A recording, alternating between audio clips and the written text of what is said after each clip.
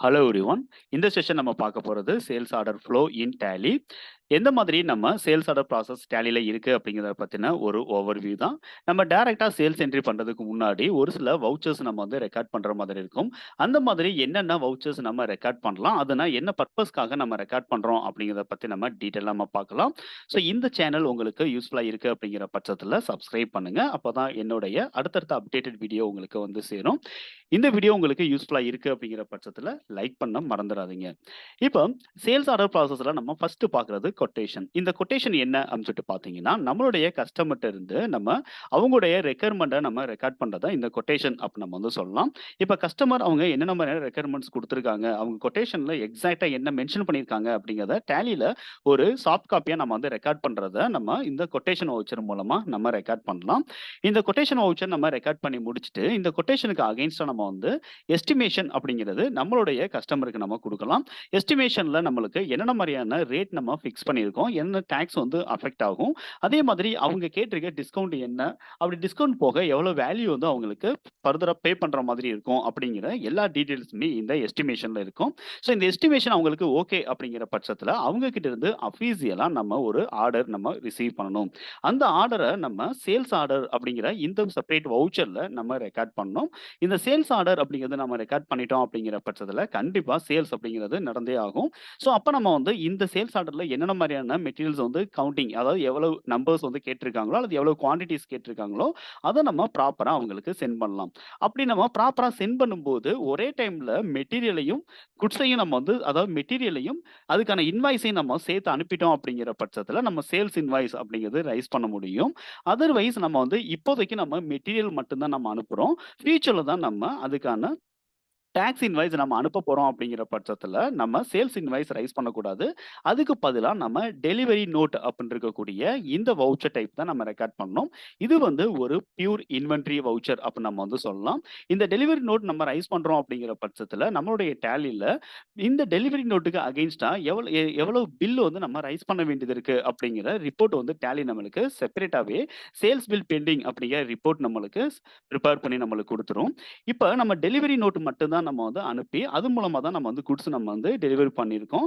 இன்னும் வந்து tax invoice நம்ம ரைஸ் பண்ணல. அப்படி இருக்க சிச்சுவேஷன்ல, இந்த டெலிவரி மூலமா நம்ம பண்ண மெட்டீரியல்ஸ்ல ஏதாவது டேமேஜஸ் இருக்கு அப்படிங்கிற பட்சத்தில, நம்மளுடைய கஸ்டமர் அந்த டேமேஜஸ ரிட்டர்ன் பண்ணலாம்.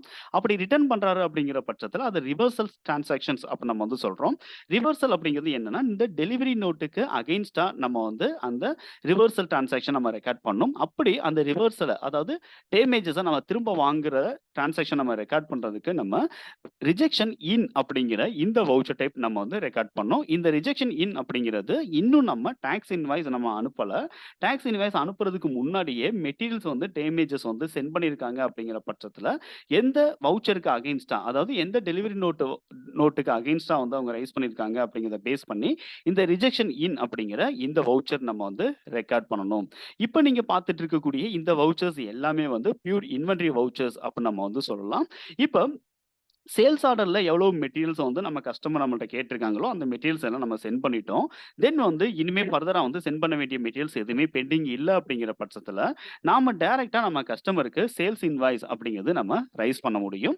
இந்த சேல்ஸ் இன்வாய்ஸ் நம்ம ரைஸ் பண்ணும்போது, இதுல வந்து ஒரு சில வேல்யூஸ் அப்படிங்கிறத நம்ம வந்து மென்ஷன் பண்ணுவோம். அந்த வேல்யூஸ் எல்லாம் கரெக்ட்டா இருக்கா, இல்லையா அப்படிங்கிறத rejection in and delivery note அதுக்கான சேல்ஸ் ஆர்டர் அப்படிங்கிறத பேஸ் பண்ணி அந்த 3 வவுச்சர்லயும் இருக்கக்கூடிய வேல்யூஸ இந்த சேல்ஸ் இன்வாய்ஸோட கம்பேர் பண்ணி மிஸ்டேக்ஸ் இல்லாம நம்ம ப்ராப்பரா ரெக்கார்ட் பண்ணியிருக்கோமா அப்படிங்கிறத நம்ம வந்து கண்டிப்பா ரீசெக் பண்ணணும். இப்ப சேல்ஸ் இன்வாய்ஸ் அப்படிங்கிறது நம்மளுடைய கஸ்டமருக்கு நம்ம அனுப்பிட்டோம். சேல்ஸ் இன்வாய்ஸ் அனுப்புனதுக்கு அப்புறம் தான் வந்து நம்மளுடைய கஸ்டமர் டேமேஜஸ் வந்து ஒரு சில ஐட்டத்த வந்து டேமேஜஸ் இருக்கு அப்படிங்கிறத வந்து கன்ஃபார்ம் பண்றாங்க. அப்போ வந்து நம்ம டெலிவரி நோட்டுக்கு அகைன்ஸ்டா நம்ம வந்து அந்த டேமேஜஸ ரிஜெக்ஷன் இன் அப்படிங்கிறத நம்ம வாங்க முடியாது. எதுக்காக அப்படின்னா, நம்ம சேல்ஸ் இன்வாய்ஸ் அப்படிங்கிற ப்ராசஸ் வரைக்கும் வந்துட்டோம்.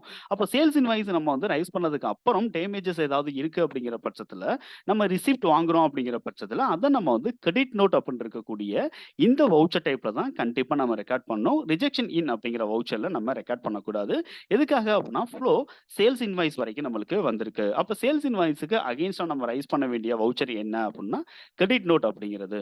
இப்ப கிரெடிட் நோட் நம்ம வந்து ரைஸ் பண்ணிட்டோம். இப்ப சேல்ஸ் இன்வாய்ஸோட வேல்யூ கண்டிப்பா ரெடியூஸ் ஆயிருக்கும். அப்ப அந்த பர்ட்டிகுலர் கஸ்டமருடைய அக்கவுண்ட்ல எவ்வளவு பெண்டிங் இருக்கு அப்படிங்கிறத ஆஃப்டர் டியூ டேஸ் நம்ம வந்து அவங்க கிட்ட இருந்து அமௌண்ட் வந்து நம்ம ரிசீவ் பண்றோம்.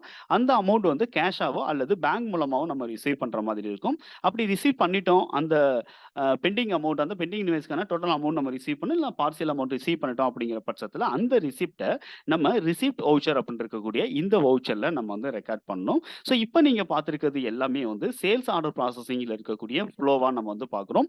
இந்த இன்ஃபர்மேஷன்ஸ் உங்களுக்கு யூஸ்ஃபுல்லா இருந்துச்சு அப்படிங்கிற பட்சத்தில என்னுடைய யூடியூப் சேனல் நீங்க சப்ஸ்கிரைப் பண்ணுங்க.